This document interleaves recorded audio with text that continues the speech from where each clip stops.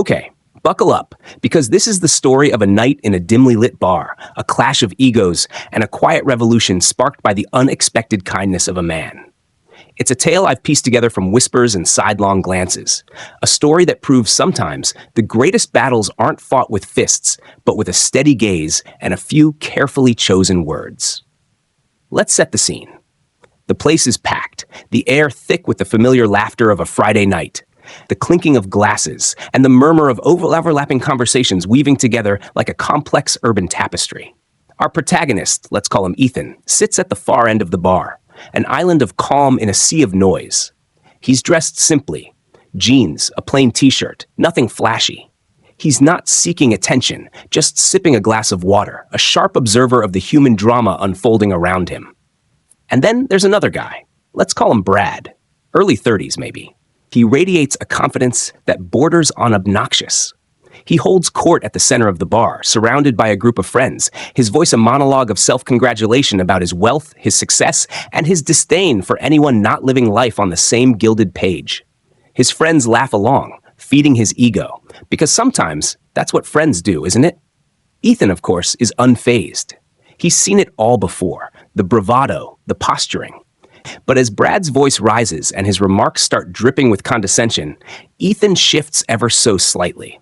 It's subtle, a change barely perceptible in the way he holds himself.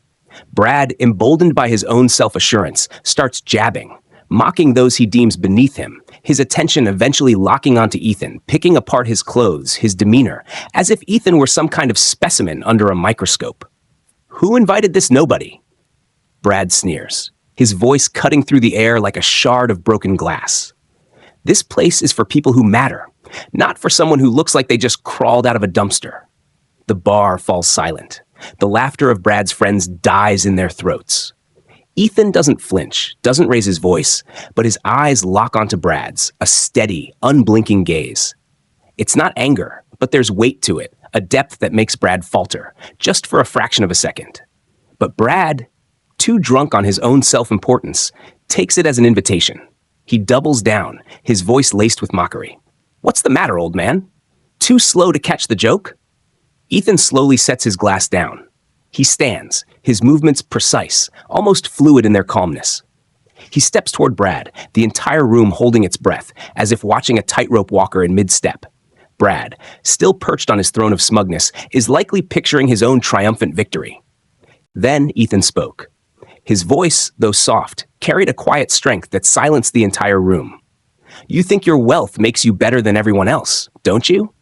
It wasn't an accusation, but a statement. A sharp observation that hit Brad like a physical blow. Ethan continued, his voice resonating with truth. "You think it gives you the right to put others down, to humiliate them in front of everyone just because you can. But the thing is, real strength isn't about how much money you have. It's about how you treat others, even when you don't have to." Brad's smug smile had vanished, replaced by something closer to confusion. Ethan's words were landing, deflating his ego, and the air in the room grew heavy with unspoken tension. "You think people like me don't belong here because we're not like you?" Ethan went on, his gaze unwavering. "But that's where you're wrong. People like me don't need to prove anything to anyone. We don't need to tear others down just to feel good about ourselves." The bar was silent. You could hear a pin drop. This wasn't a fight, not an argument. It was a confrontation of souls. Ethan's calm delivery carried more weight than any shouted insult ever could. "You'll find that true strength comes from lifting others up, not pushing them down," Ethan said, his voice low and steady. "Until you learn that, your ego will trap you in a world where no one actually cares about you, except for those who agree with everything you say." Brad was silent.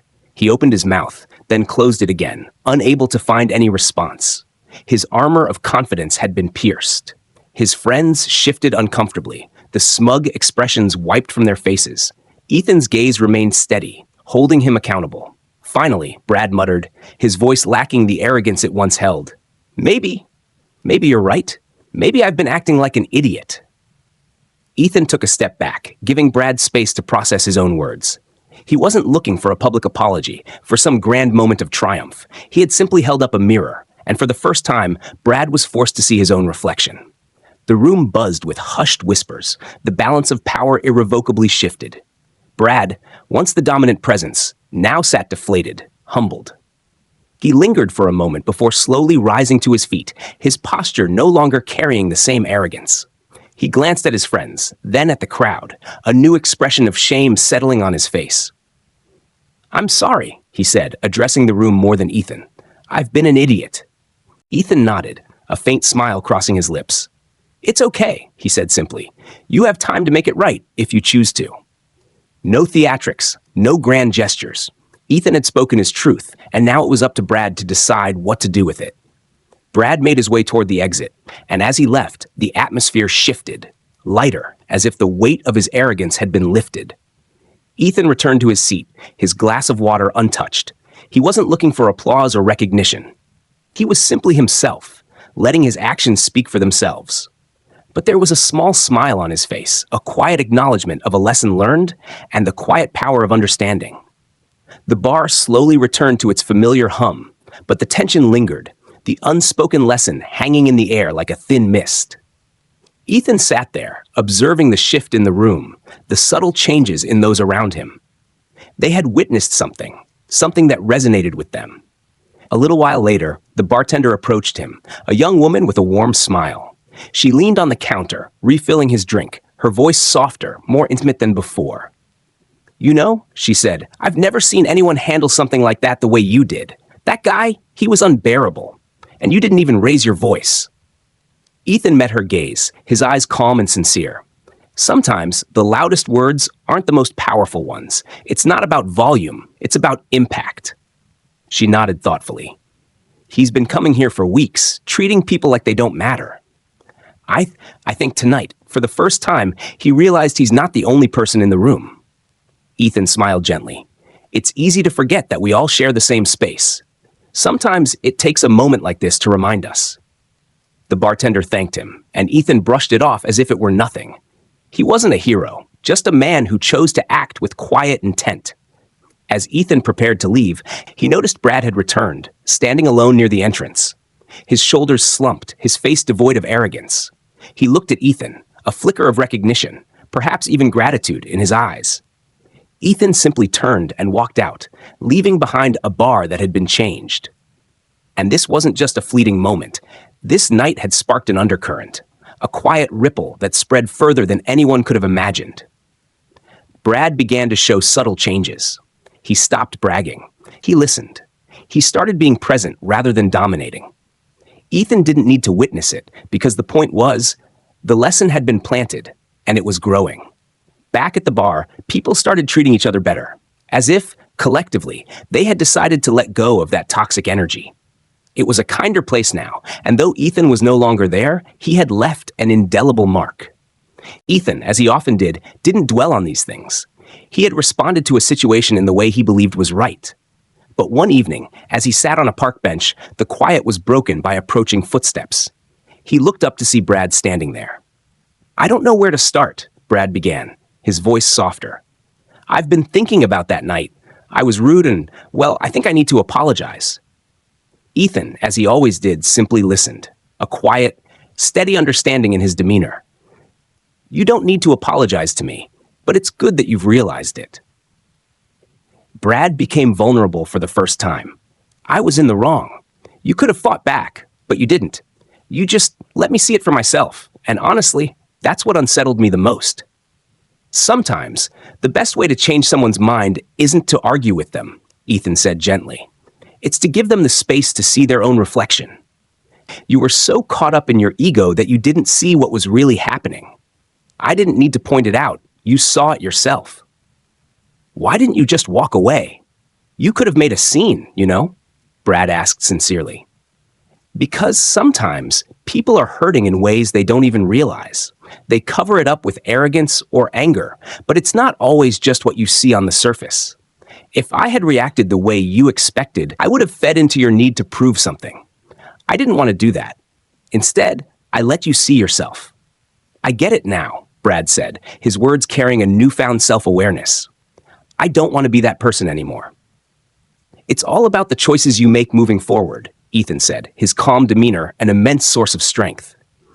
You're not defined by what you've done. You're defined by what you do next. As Brad walked away, his posture had changed. He seemed lighter back, and that quiet moment with Ethan had shifted something inside him. Weeks passed, and Ethan continued his life. The bar incident a fleeting memory for him, but a catalyst for change for those involved. Brad truly began to grow. He started listening to others, seeking to understand rather than just be heard, becoming someone people respected not for his wealth, but for his willingness to acknowledge his flaws. Then one evening, Ethan found himself back at that same bar. The energy was different, lighter. The tension was gone. He sat in the same spot, and the bartender approached, her smile carrying a knowing understanding. "You wouldn't believe the change around here," she said. "That guy who caused all the trouble, he's different now.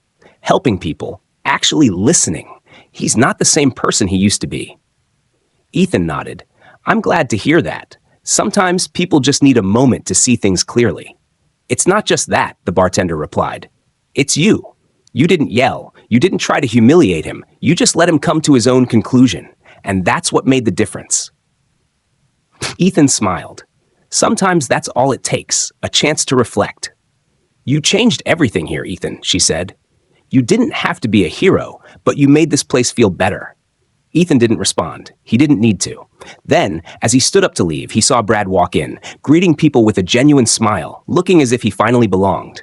Brad hesitated when he saw Ethan, then walked over. "I just wanted to say," he said, "thank you. I didn't understand before, but now I do." Ethan nodded. "That's your journey. All I did was give you the chance to see it." "I don't know what I would have done if you hadn't said what you did," Brad admitted. "Maybe I'd still be the person I was."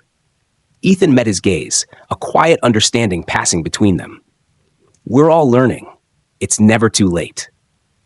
With one final nod, Ethan stepped out of the bar and into the night, knowing that this night had mattered, not because of loud actions or dramatic confrontations, but because one man had simply chosen to be kind.